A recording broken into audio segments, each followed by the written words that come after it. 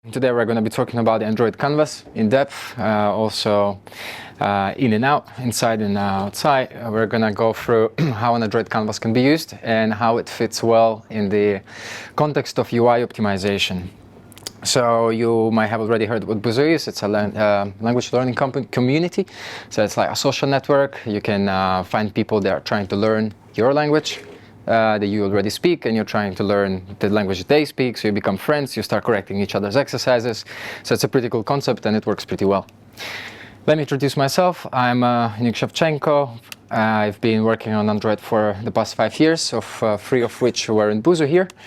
I dedicate most of my spare time in any sorts of art, from music to drawing, and within these past couple of years, the more I work on code, the more I realize that I love working with different animations and drawing. Thus, today I'm going to be sharing all of my experience that I had with the canvases. So let's start. What is a canvas? Really, realistically, canvas is just a class with a lot of helper methods inside it to draw 2D graphics. All of these classes are all part of the Android graphics collection, so theoretically they don't really have a name for all of this. It's just a name of the library. And what can we do with it? We can draw different things. We can draw text, lines, different ovals, arcs, bitmaps, you name it. We can do any primitive types. Where and how we do it, we have to provide some XY coordinates, sometimes also width and height. And how we do it, we use something called a paint class, and you can create this paint object, you pass it to the canvas whenever you have to draw something, and with this paint object you can specify how you want to draw it, what background color, what stroke, etc. So if you have any button or any other view, it's going to look pretty much similar. That's my beautiful representation of a canvas. You're going to have the view of a button, and you're going to have the canvas which the button is going to be drawn on, and then the canvas itself is going to be drawn on a bitmap. Let's get deeper a little bit into this. So what is a canvas and how do you use it? So every view is perhaps a canvas. You can access it just by simply overriding one of the methods inside any of the view methods on draw, and you're going to receive the gift as a canvas that you can customize your views on top of it. So as I just said, every single view is going to become a canvas at the end of the day or at the end of the frame. Android has been becoming quite smart in figuring out what it has to draw, what it doesn't have to draw, but whenever we change some property and we want to redraw it again, we got to call invalidate method on it. How did Android get smart? Since the hardware acceleration was introduced, Android 3, we have some concept called the display list. This display list is basically just a separate independent entity from the view itself that holds all of the possible instructions to accomplish drawing that view, and those operations are called display list operations, also shortened as DLOps. And basically this is the stuff that gets sent to the GPU thread in order to OpenGL to consume it. Something very important to understand here is that some things happen on the CPU and some other things happen on the GPU. The CPU is very clever to do mathematical calculations, while the GPU is very fast to process different things like calculating where the different pixels are going to be, so it's much more linear. In the CPU, we're going to be focusing more on the CPU side, which is basically the canvas, where the canvas lives. So before we can create those display list operations or perhaps canvas operations, we have to kind of understand how can we create those operations. So if we have a look at all of the steps that the UI thread, the CPU, has to do before it manages to show something on the screen, this is the step that the canvas affects most of the drawing operation. So in that step, in the draw, we are going to be creating our display list ops. Before that, we have a bunch of operations we're going to go through now very quickly. And the last operation afterwards is the sync. And the sync basically goes to the render thread, and it gives the DLOps to the render thread, and then it manages itself. It basically executes those commands. It gets the buffer from the graphics card. It issues those commands into the buffer. It swaps the buffer with the graphics card, and the graphics then is responsible to draw the different pixels on the screen. This slide was taken a screenshot from an amazing talk from Chet Haas and Romain Guy from Google I/O 2018. My slides are already on the speaker deck if you want to get all the links. And it's a pretty amazing talk. They go through every single step very thoroughly. They explain you why it can grow, why it cannot. But today, in order to understand why the canvas is so good, we need to focus on the UI thread, as I said earlier. So the difference is that I've been having a lot of different discussions with people, and I found a lot of misunderstanding in why a canvas can actually be better than layouts, and why sometimes it's actually better to go the canvas way. We're going to be focusing on these two steps specifically to understand why the layouts are so slow and they're bad stuff. So what are these layouts? So we have this measure and layout steps that can grow drastically unless we use a canvas directly. So let's have a look at this simple layout here. We have a linear layout with horizontal orientation. We have an image view on the left, another linear layout on the right with two text views, the title and the subtitle. And this is how it looks on the top. And as you can see, I did a mistake on purpose. I basically wrapped the text view of the title inside the frame layout in order for you to understand how you can optimize your layouts later.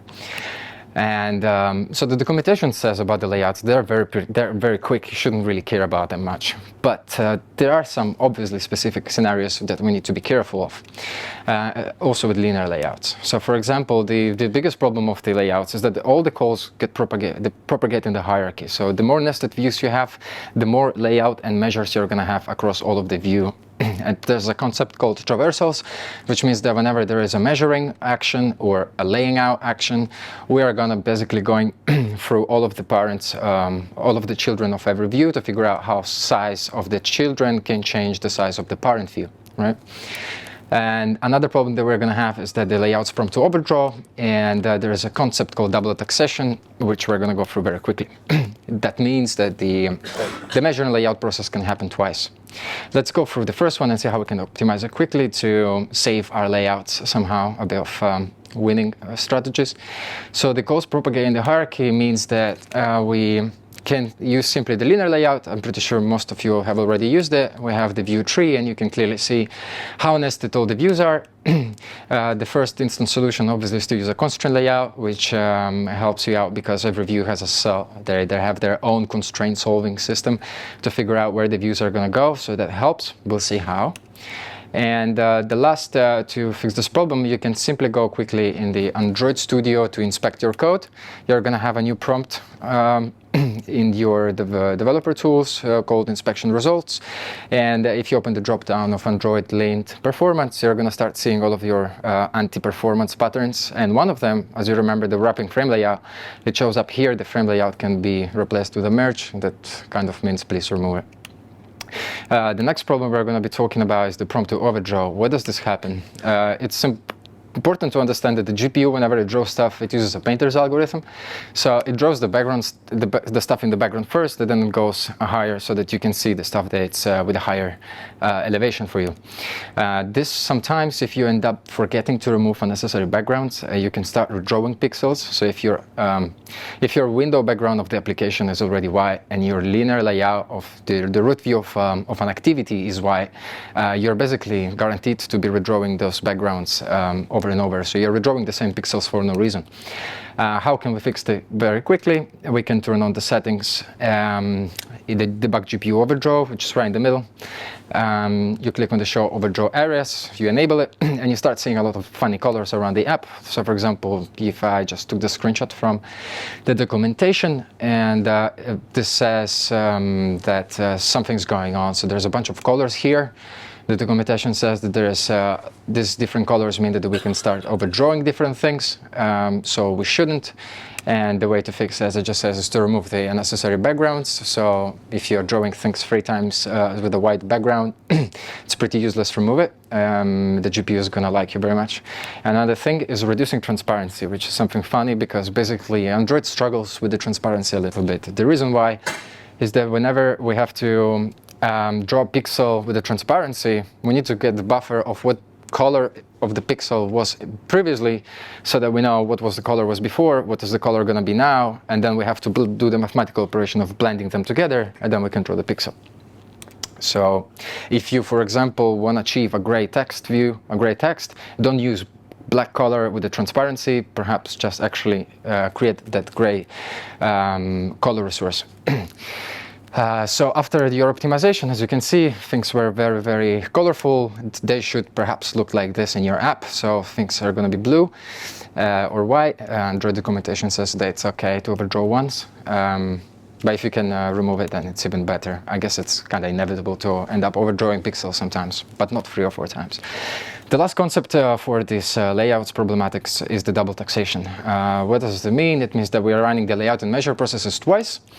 The problem happens usually with the relative layout, not usually always with the relative layout, because it goes somehow, apart from measuring the views, it also goes to calculate the weights. So obviously don't use it anymore because we have the constraint layout that does exactly the same things way better. Another problem is the linear layout can also suffer of these things. If you're using weights, it's always going to be double to figure out what is the how the weights are going to affect the measuring of your views. And the same happens with the grid view if you're using the weights. So there's not much of a solution here. The only thing you need to look up after is that if your view is a root element or a view holder, and you end up using those kind of things, at least know what can possibly ruin your application frame rate. So we've seen these problems and we've seen already a few solutions. We've got lint to fix our stuff, layout inspector, the GPU overdraw settings, and you can do all of that, but there is a high chance that you're still going to be dropping frame rate, and that's not very ideal. In order to find out what happens exactly in there, you need to use a tool called either profile GPU rendering or you're going to use CStrace. Let's go through both of them. In order to prove that the canvas is better than layout. I'm still on the topic. So as you remember this little thing here, now in order to understand how much that measure and how much that layout steps take, we have to somehow differentiate all of these different steps with different colors in order to understand the difference. And the documentation already does it very well for us. We start from the gray, from the green, and we go all the way to the blue. And in order to start seeing this kind of things, you go back to developer options, our favorite place. You click on the profile, HWUI rendering, hardware UI rendering. You click on there, you select on screen as bars, and you start seeing this kind of funny things going on your screen. There's immediately, you can notice there's 3 different lines here. Obviously the green line means the 16 milliseconds, which is your ideal time for not dropping frames. And the orange line, I'm not really sure why the orange line is there, but the red line is there to indicate that you're the 32 milliseconds, which basically you're dropping 2 frames. And as you can see, the image right now, you don't really see any of the colors that I'm showing you in the UI thread. That's because those bars actually represent all of the steps of rendering the Android views. So it includes also what's happening in the GPU. And if you are having issue and swap colors going very hard, it means that your views been already drawn, but the CPU and the GPU are talking quite a lot because you're basically trying to swap the buffers with a lot of operations. But we're not going to be, this is completely another talk. Hopefully one day I'm going to do that as well. So if we come back to the UI thread, I made this amazing, super complicated example with just an image with 2 text views, as I was showing you before. And we're going to start using the system bars also in this application. So here, when I started doing this, I immediately realized, found a bit of familiarity. There's a massive spike in green, and I wondered why. It's just a simple recircle view. We're going to zoom it in. This is what happens.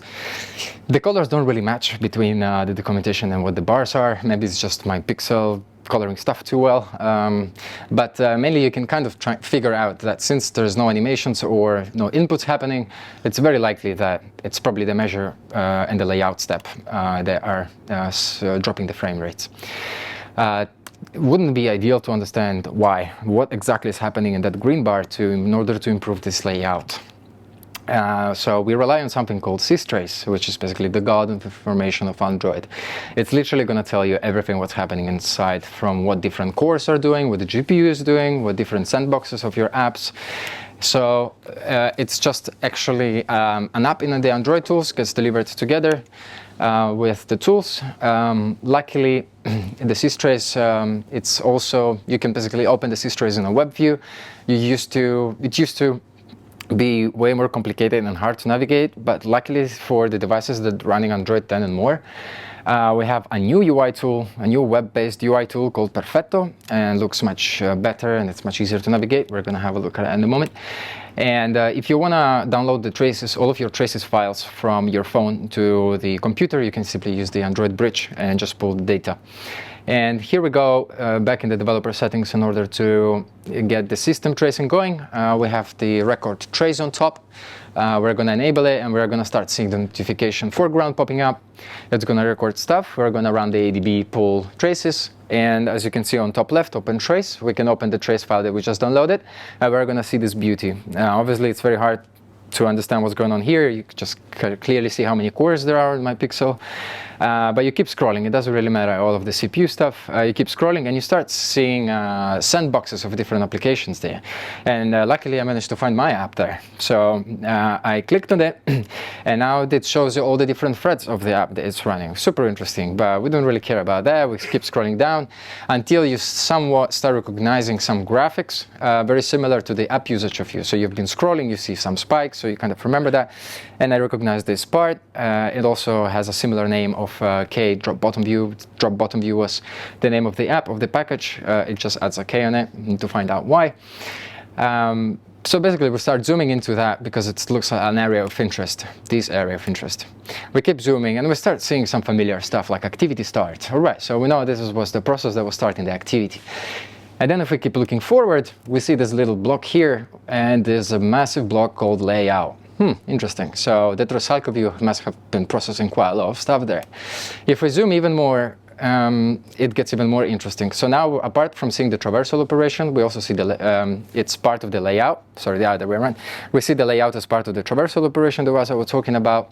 But mainly, if we click on this slightly bottom RV on layout, which basically means recycle view on layout, we start seeing that we basically, if we click on it, you can see at the bottom the different details, and we start seeing that this duration was 55 milliseconds, and 16 milliseconds is one frame.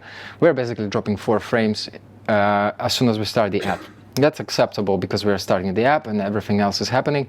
But if you already started doing some animations immediately, or during populating the recycle view, your animations are going to drop. You're going to basically see junky behavior of your app. So 55 milliseconds. All right, we should probably try somehow to fix this. And what if? You can already guess what if. What if we are going to substitute the linear layout with a canvas API? What if we're going to end up drawing a custom view of a canvas inside that view holder rather than having the layout right here? And it's going to be super simple. Custom view, just with a simple populate method. The model object is passed there with just 3 fields, an image, title, and a subtitle, which is generating the activity.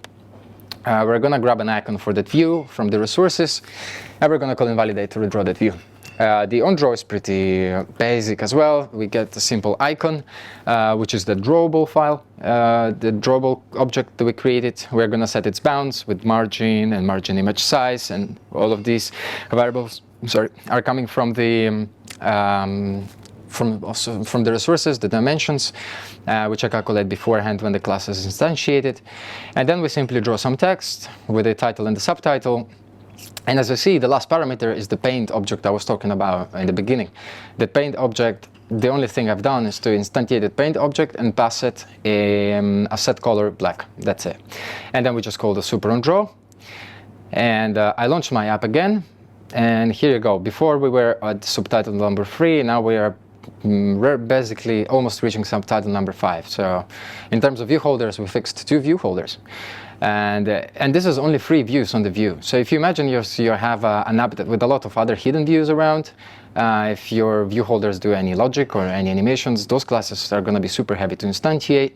And the more views, the more time. So here we go. The canvas already has helped you to, let's find out about how many milliseconds. So the duration of the linear layout was 55. And the same step layout took 17 milliseconds, which is around 3 times improvement. You can spend all of the time doing everything else you want. Don't take the 3x as a standard of as an improvement measure.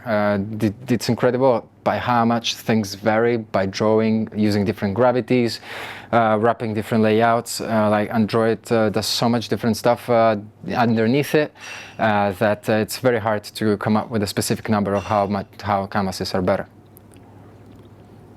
And as I mentioned before, we also have something new that's called constraint layout. And I figured out, well, why don't we use a constraint layout to find out how many seconds constraint takes?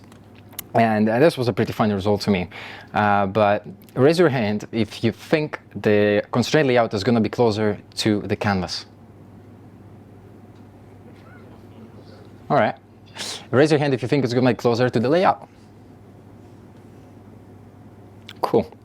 I think the layout people won. It was more. It took longer than both of these. And I didn't really understand why. Like, you have a flat view, everything seems fine, what's going on? And then I found this amazing article, Constraint Layout Performance, and it goes through different examples whenever you are laying the views. And by laying the views, constraint layout takes longer for some reason compared to linear layout. Yeah, if you set the gravity to the center of a view, the layout takes like 10 times faster than a linear layout. So there is so many different scenarios in which the constraint layout is better, but just laying up the views or trying to do the same job of a linear layout, no. And if I go to see what the constraint layout has done, it's basically double the time actually of the linear layout, which was very disappointing for this example, but I'm sure in all the other cases keep using constraint layout because I think it's much better. And another funny thing regarding all of these canvases talk is that by using another funny settings, they show layout bounds, you can start to see around how developers from all around the companies have been laying out their positions, when they add the padding instead of the margin and stuff like this. So you can see how the Android system has been drawing.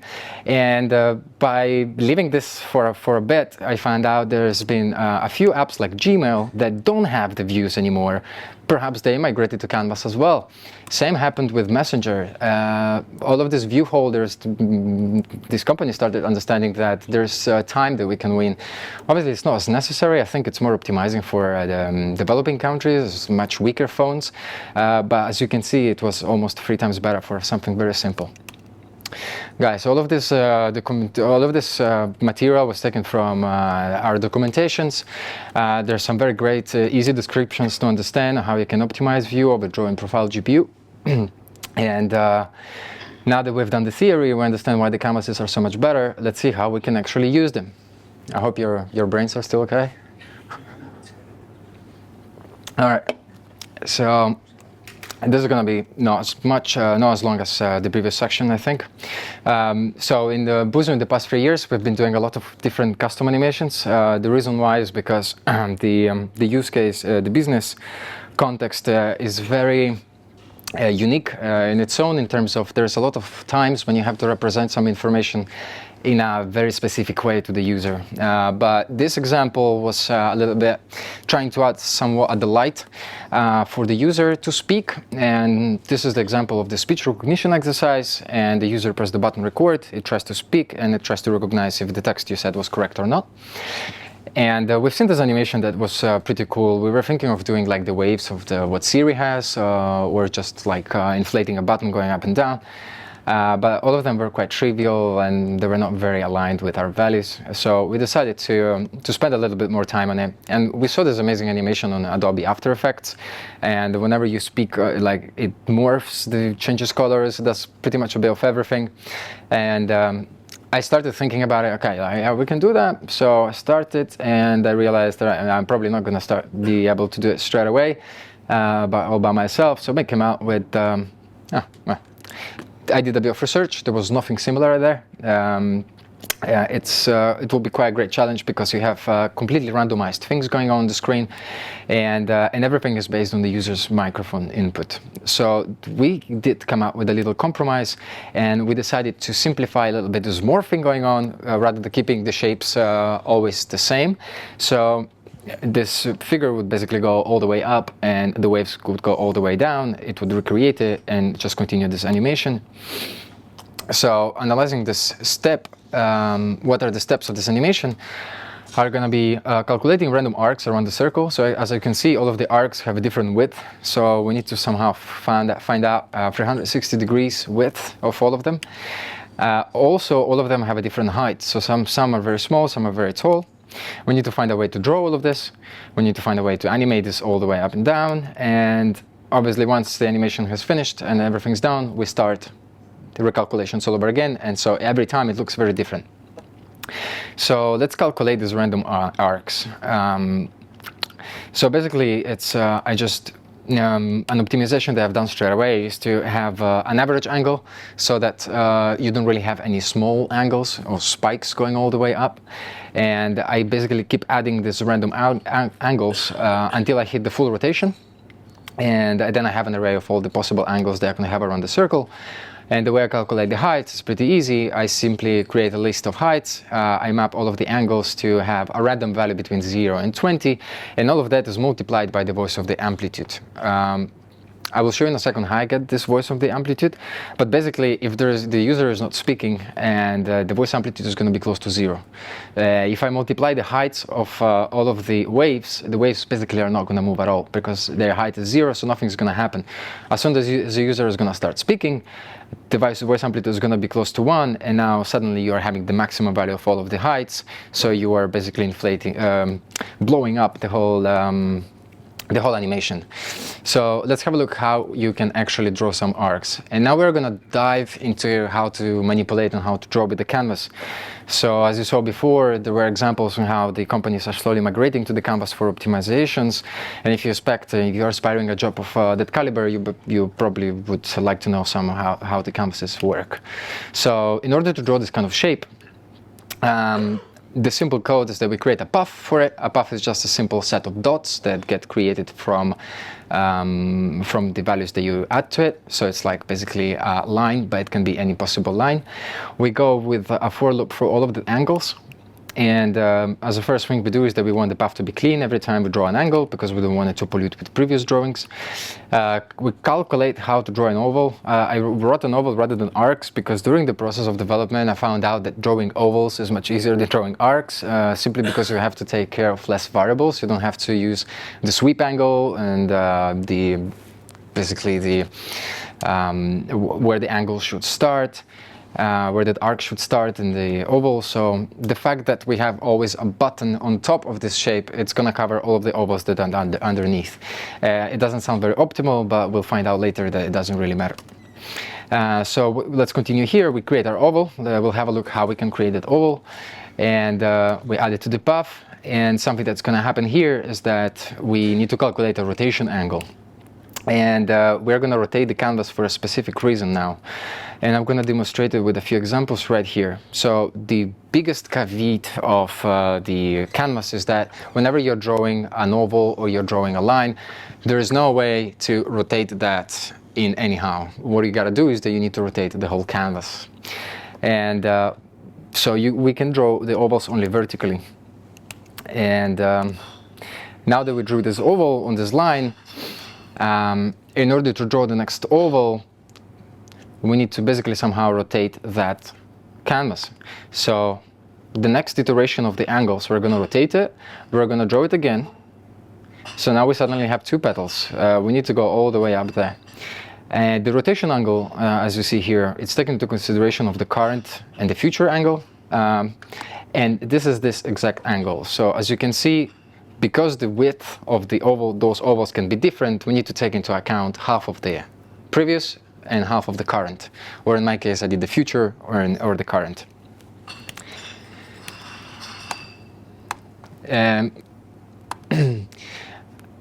This is how we end up drawing the ovals all around the arc. How do we actually get to draw those ovals? We'll see in a second. What I've done here was that after switching the arcs to ovals and creating the paint. This is the shape that you've seen that I've done with just by rotating the canvas 360 degrees and drawing always the same arc. This is the example of how the paint object can change your shape. So this is the style that I just put this style as a stroke to this shape. And this is how I decided to draw ovals. It looks something like this. So now if I do the set style fill of the paint, we're going to be coloring them inside. So now if I put the button on top, it's going to look almost similar to the original shape that we've been doing before. And as you saw initially, this was the shape, and it had 3 layers. The external one was lighter, all the way inside it was getting darker. How do we do that? So, obviously we do a for loop. From layer n, we go, there's a bit of Kotlin, so we go from 3 down to 1, 3 to 1. So we do 3 layers. And there's these 2 operations that I use in here, which is the canvas save and canvas restore. In between them, I call the draw 1 layer of arcs, which is the method we've seen before of when I rotated the canvas all around 360 degrees. And basically, if the layer n is not 1, we are going to end up drawing a circle. That's mainly to cover the areas of when the ovals are intersecting. So you're gonna draw all your ovals, and then you're gonna draw a circle on top to cover all the intersections inside it. And the final effect is gonna be like the waves are gonna be starting out from that oval. So every layer has waves and oval, waves and oval, waves and oval, until we reach the white oval all the way in front. So because every time we go inside the draw 1 layer of arc, because we rotated the canvas by a set of degrees, sometimes it happened to me that my algorithm to figure out 360 degrees wasn't working properly, and sometimes I wasn't ending up with 360 degrees all the time. And every time we need to redraw a new layer, we need to make sure that all of the positions of all of the 3 layers are going to be aligned together. And the canvas rotation operation is one of the manipulation techniques of the canvas. In order to restore the canvas as it was originally before, in the beginning of the drawing, I need to call the save method. So that stores how the canvas looked like. We can rotate it as much as we want, and then we call restore, and the canvas gets back in its own place. Don't worry about the drawings. So it doesn't reset the drawing part. It only resets the operation on the canvas. And after I've done the 3 layers, this is something that started appearing on the screen. As you can see at this stage, I did not have the average angle. In fact, like on the right here, we have massive small angles, almost spikes. So we decided to get rid of that. And the way I draw the oval size, which is the final more complicated part, is that an oval just requires 4 parameters: left, top, right, bottom. Now, I had the angle of the initial angle, and I know that I can draw the ovals only vertically. So here we can simply apply the mathsin operation to find out the intersection with the circle of where that left value is. And this is how it's going to look like all together. So initially, in the angle size, as you remember, we reset the path. We get our angle at our delta height. We are going to calculate that specific red point using the angle in radians, and we're going to transform the half of the angle in radians in the sin and transform it into a float, and then we have suddenly the position of the right. The left position, as you can imagine, is just the mirrored of the right. And here is how we set all of the values to this oval. And the top one is center x plus angle offset, which is basically right and left whenever you see the x, and whenever there's y, we're talking about the height. So the second value, center y, the longest one, is the one that decides the actual height, how tall that goes. So we have something called the temporary radius, because obviously the radius changes depending on which layer you are. And this wave radius offset variable is the one basically that is going to affect how tall that oval becomes, and this depends on the amplitude of the microphone of the user. And later we go on to figure out by how much we need to rotate the canvas in the next iteration, and we adapt the half of the current angle divided by 2, and then we find if there's any angles in the array. We also adapt the next angle, so we rotate it by that. We add the oval to the path, we customize the wave painter with a specific color that we want, so the bigger the end, the lighter it is. We draw the path, and then we keep reiterating on this until we complete, and this is basically how we draw all the ovals all around it. So in the beginning, when I was developing this, I was very afraid that it would have been way too many operations, but at the end we'll find out that it wasn't like that at all. So where are we now? So we did some random arcs. We did the random height of each arc. We drew a white circle on top. Suddenly now we have the 3 layers with different colors. And now let's add the actual animation. So at that point I had the shape like that. It was static, wasn't moving at all. And as you can expect, the animation was just a simple value animator that goes directly from 0 to 10 and from 10 to 0. So it goes from 0 to 10, from 10 to 0. And on repeat, which is highlighted in red, whenever this animation ends, we recalculate the whole thing all over again, and the shape looks completely different. And this is the result that I came up at the end. So this was completely animating constantly, and I was a bit suspicious that this thing is not going to work at all because it looks very weird, and I don't know how this could possibly give you the impression that you're talking. But at the end, we started doing the iterations. So when I added the microphone, I think I forgot the picture of what happened. So basically it was, oh, you'll see it in the iterations.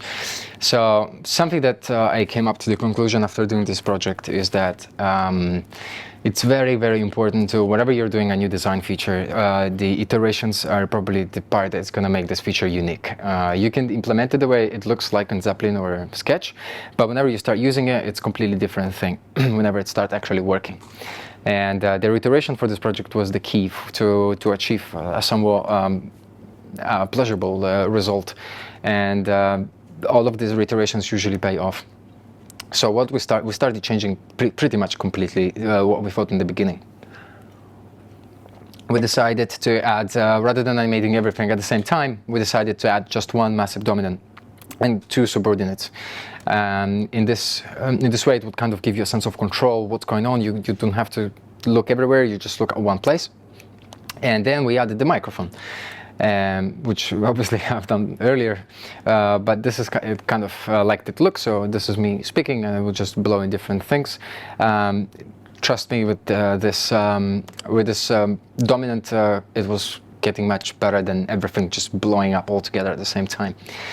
And the way I get the microphone value is that I use a media recorder. You just simply instantiate it. The media recorder has a getter on it, get amplitude, and that's it. If you run a handler every frame, or you can do it every 2 frames, you basically get that amplitude value. You send it to your animation.